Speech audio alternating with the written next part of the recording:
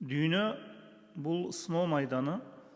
Дүйнөдөгү сыйлыктарды негизинен акыретке салыштыра турган болсок, сыйлык деле эмес.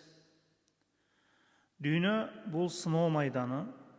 Бүгүн кимге эмне берилгенине карап туруп, анын акыйкатта же акыйкатта эместигин өлчөп калганбыз.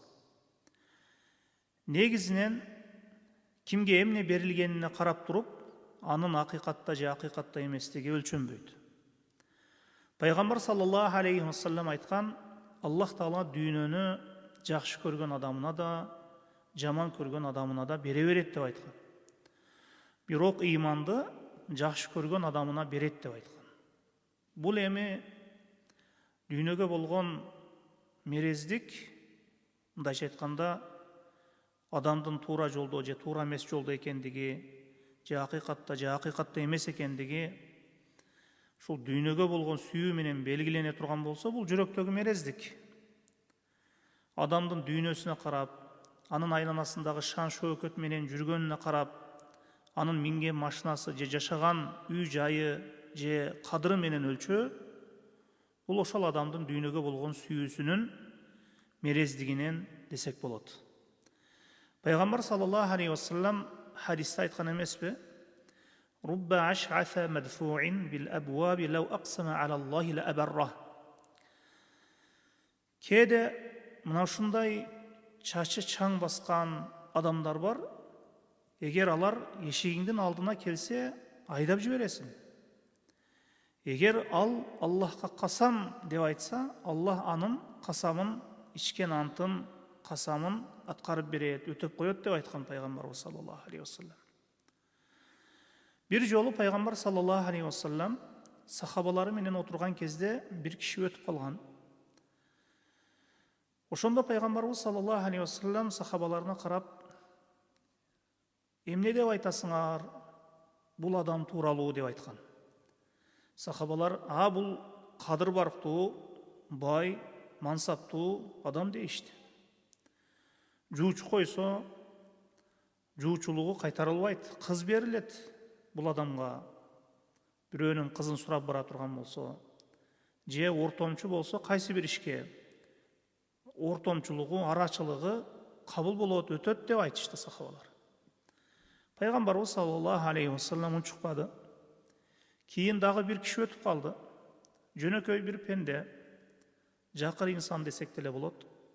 Бул адам тууралуу эмне дейсиңер деп сурады саллаллаху алейхи вассалам сахабаларынан.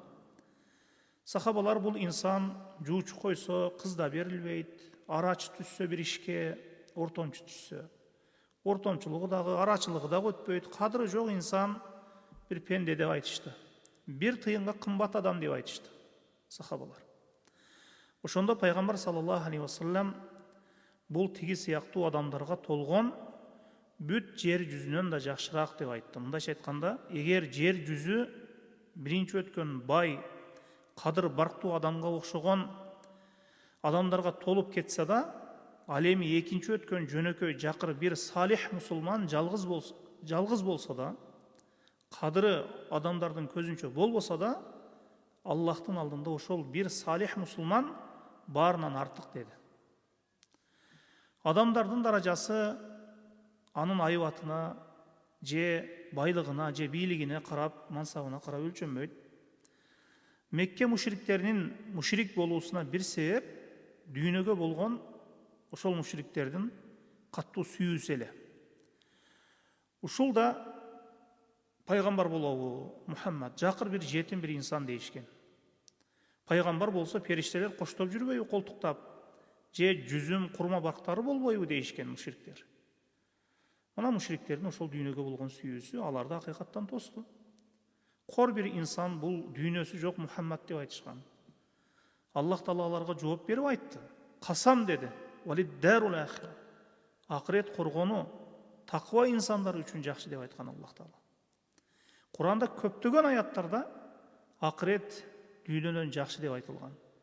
Дүйнөгө шан шөкөткө карап, инсандын мансабына карап, инсан алданып калбоосу керек. Бир инсандын мансабына, бийлигине же адамдар арасында кадыр баркына карап туруп. Ошондуктан insandın çınığı takvaluluğu menen, insan çınığı takvaluluğu menen Allah'tın aldında kadri büyük bolup. Allahu alem.